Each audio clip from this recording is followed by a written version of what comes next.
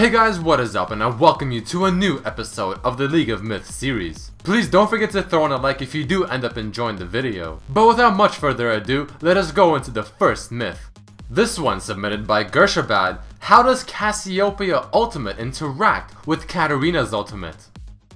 Now the reason this one is interesting is because Cassiopeia does either stun or slow their target based on whether or not they're facing her. And while Katarina is using her ultimate, she's obviously spinning on the same spot. So how do the two ultimates interact? So for the first test case scenario, we have Katarina facing the Cassiopeia just before she uses her ultimate. And as she begins spinning, Cassiopeia fires off her ultimate and it actually stuns her.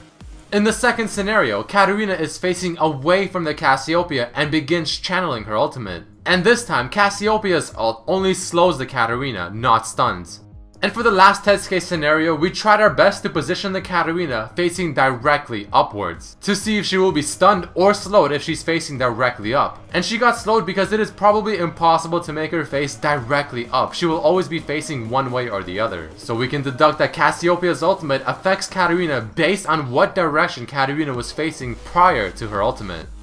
The second myth of this episode: if Fiddlesticks fears Valor, which is the ultimate of Quinn, as the Valor effect is about to end, will Valor stay permanently on the field?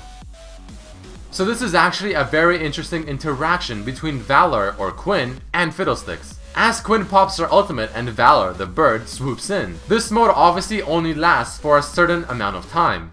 And if I skip ahead just a bit to right when the ultimate is about to finish, you can see the Fiddlesticks fears me as the ultimate was ready to finish and bring Quinn back on the field. But instead it actually disrupts that whole effect and Valor is able to stay on the field for as long as she wants. This is actually a pretty interesting bug. And you can be Valor for the rest of the game using all of her abilities. You can level up and level up the new abilities as well, and you can switch back to Quinn quite literally whenever you so choose. The third myth of this episode submitted by Kyle: if Braum recalls with his shield up and blocks an ability, does it stop his backing animation?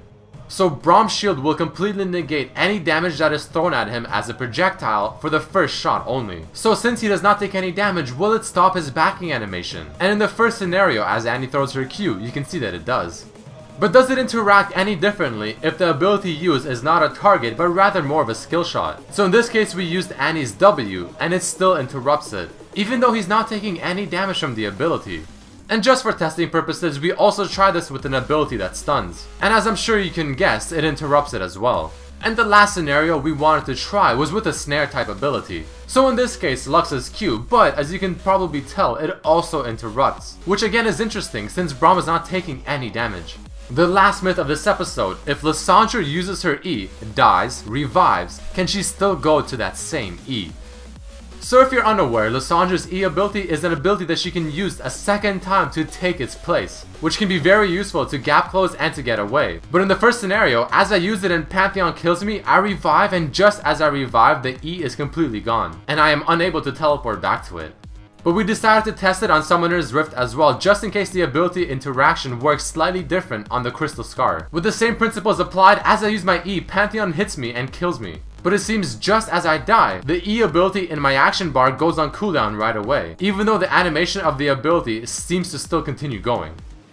Alright guys, that unfortunately does mark the end of this episode of League of Myths. If you did end up enjoying this episode, please don't forget to throw in a like and share it with your friends. You can also submit your own myth for me to test for a chance to be featured on the next episode. And you can do so by either throwing down a myth underneath this video in the comment section, tweeting at RedMercyLOL, or on my Facebook fan page, also RedMercyLOL. But with that being said, I hope you guys enjoyed this episode and I hope to see you next time. Peace.